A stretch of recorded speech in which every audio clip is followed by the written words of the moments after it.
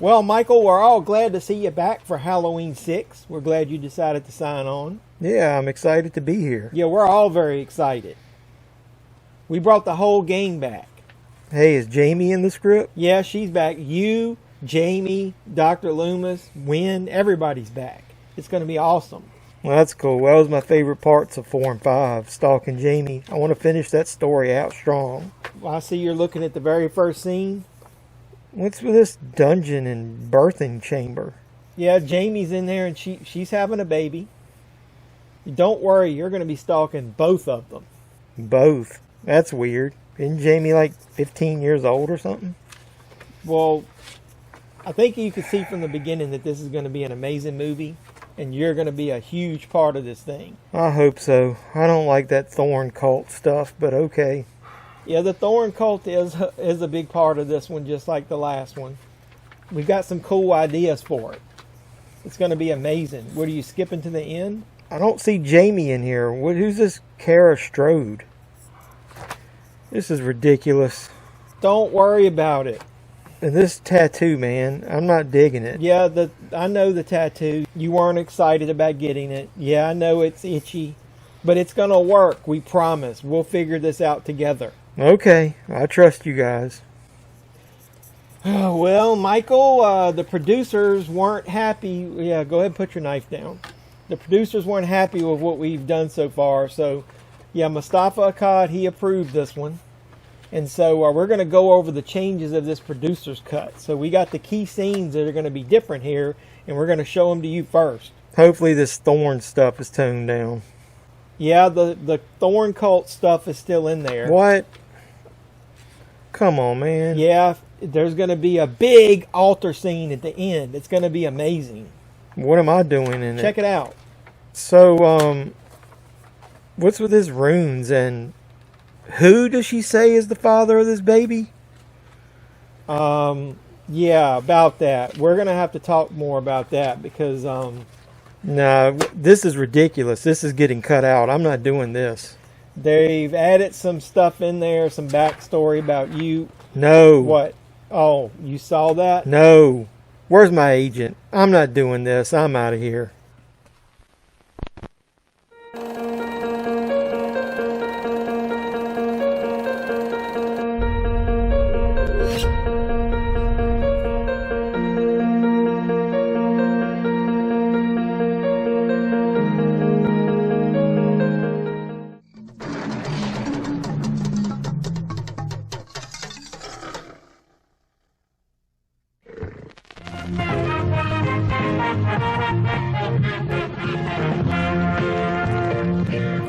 So welcome back to the HalloSCREAM 2022 review series, where your pop culture reporter, that's me, JeffMan316, continues to review every film in the Halloween movie franchise leading up to Halloween Ends, when it releases in theaters on October 14th and on Peacock.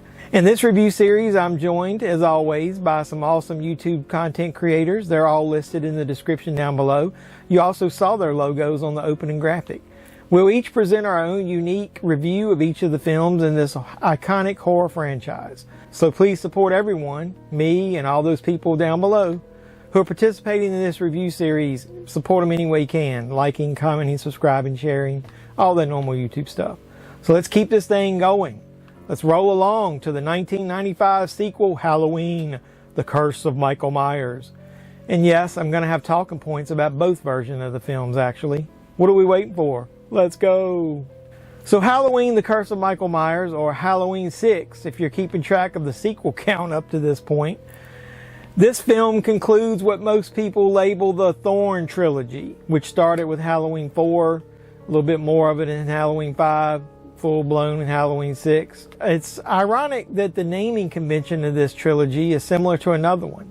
Yeah, it matches the films in the Pink Panther series. So we get part 4, which is the return of both Michael Myers and Inspector Clouseau. They were both missing in some previous sequels. Then they both get their revenge before moving on to the curse of each other's franchise. That's pretty hysterical. So The Curse of Michael Myers was directed by Joe Chappelle and was written by Daniel Farrens. The film stars Donald Pleasence once again and this is sadly going to be his final film appearance. Not just Loomis, but his final appearance in films. Marianne, Hagan, and Paul Rudd round out the cast, and this is Rudd's first feature film role.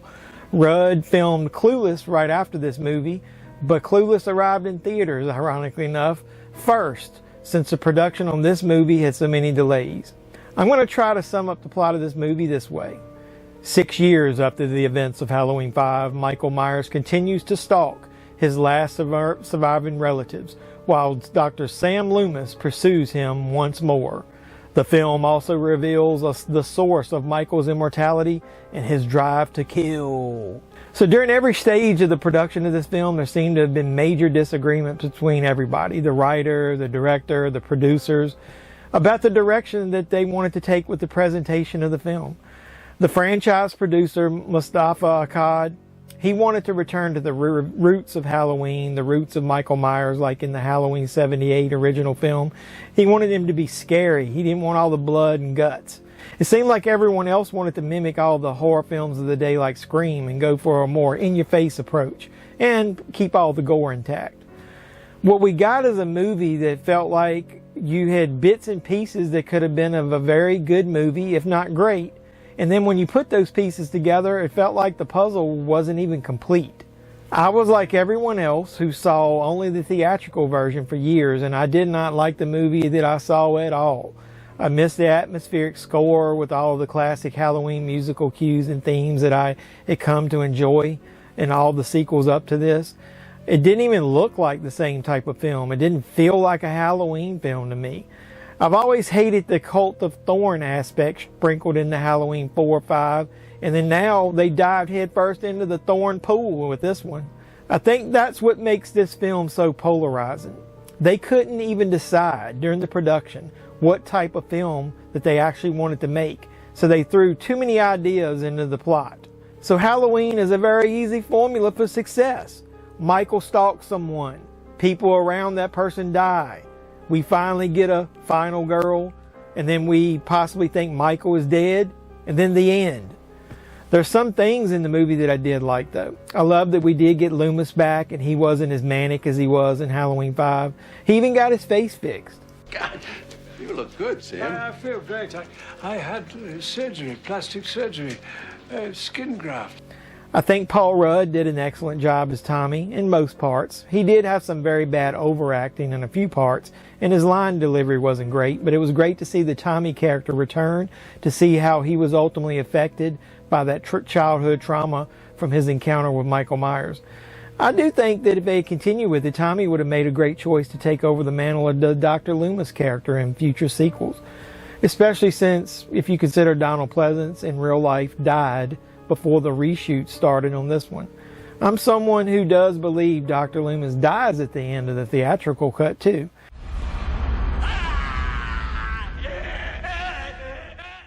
His scream sounded a lot more than just discovering that Michael was missing when he went back into the hospital. I think Michael probably killed him. I like the new character of Kara Strode as well. She played a character that was pretty much identical to that of Laurie from the first film. And she was a very good actress here. I think she did a great job. Too bad at least one of the producers thought she was too skinny and not pretty enough. That's what I heard online anyway. Well, she was pretty enough and wasn't too skinny for them to introduce a character while she was getting undressed in her room. Bunch of morons. I also liked that the character of Jamie was at least included in this sequel, but I think they should have worked out a better story arc. The way that they treated the original actress, Danielle Harris, was also disrespectful not only to the character, but also to her. She tried to get emancipated from her parents to get this role so she could work longer hours without all the limitations that come with being a child actor. But once she did that and got presented the script, she hated it. I remember leaving thinking, oh, these people don't know Halloween. Like, this isn't, I don't get it. Wait, I'm confused. So I am pregnant with my uncle's baby? Like, I just didn't understand what had shifted. She was also offered only scale for her pay, which I think I read was about $1,000. And that was way less than what she spent getting emancipated. That's totally ridiculous. So most fans were not happy with the film that ultimately came out in theaters. And after years of fans begging for it, what did we get? We finally got the producer's cut. I do think that the producer's cut is the best overall version, and it's become my go-to cut of the movie when I want to watch it. So why? I'm going to give you a few reasons. I do like the opening of the producer's cut a lot better. Having Loomis, the character of Loomis, do the voiceover in the opening narration immediately gives it more connective tissue to the other films. I like the color grading of the producer's cut as well. It felt warmer, like fall colors. It had less blue tints to everything. I don't know why they did that. And then you had the return of a lot of the classic music and musical cues. I also like the mask a lot better in this one than the one used in part 4 and 5. I think it looks closer to the original. It's not as white. It's a little more gray. But I think George P. Wilbur did make a good Michael. He reprised his role from part 4 as the Michael character. And A. Michael Lerner also played Michael in the reshoots. I think he probably looked a little better and closer to the Nick Castle with the mannerisms and his skinnier look, but both did a great job. Well, I don't think the producer's cut is great. It is worthy of criticism, and there's a few things that are actually worse than the theatrical version. They go all the way with that Cult of Thorn shit, like I said. Michael, your final sacrifice. You know whose baby it is, don't you? Michael! The baby is yours, isn't it? I hated that aspect of 4, 5, and now 6. And while people may think it's cool to get that Thorn tattoo like Michael, that's the only cool part to me. The concept of Michael being controlled by someone like a cult is silly. By these runes, transform us. Where's Michael? Michael, that was your cue. Yeah, my bad, everybody. Yeah, you're already supposed to be standing there. What about my knife? No, there's no knife in this scene. Put it down. Okay. All right, everybody, cue it back up. Let's try this again. Action. All right, Michael, just stand there like a statue. Sorry, I got it. No movement at all. Michael, stand still. Okay. Don't look up. Just look forward. What are you doing? This tattoo is itching me to death. What? The Thorn tattoo you made me get. It's itching me. The tattoo's itching, Michael. Can somebody get something to put on that so we can try this again? Let's cue it up. Action. Thanks, everybody. All right, Michael, stand. You stay perfectly still. Shouldn't I be doing something? Just look forward. Don't move. This feels ridiculous. What's going on? What is he doing? My collar's messed up. Can somebody fix his damn collar? This is ridiculous. Let's try it again. Action.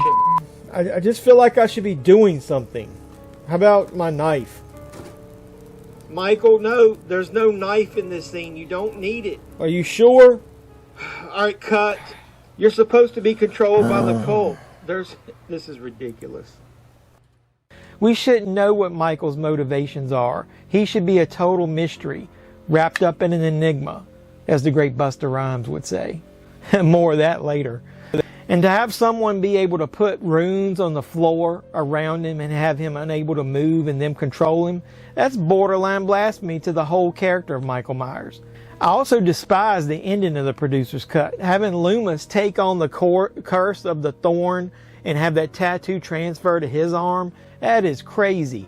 Having Michael swap outfits with Wynn and have Michael leave as the man in black, quote unquote, that's ridiculous as well. How are they going to move this story forward? Loomis was old.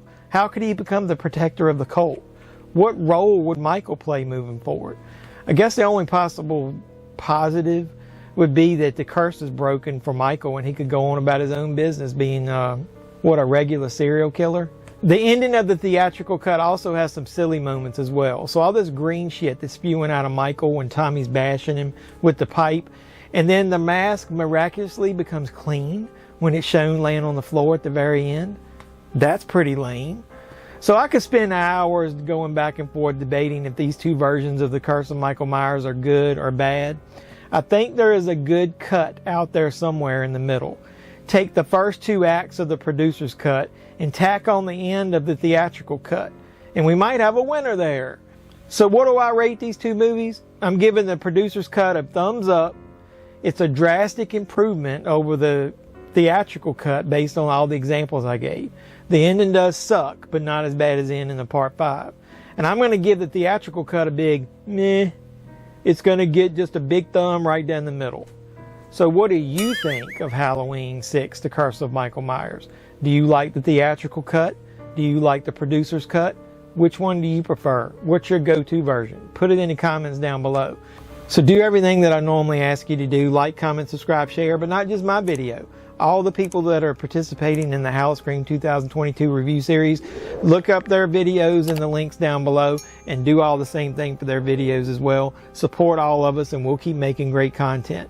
So like I said, at least now we're done with this Cult of Thorn shit and we can move on to, well, at least one movie that I think is going to be better. I'm not going to speak to anything after this one.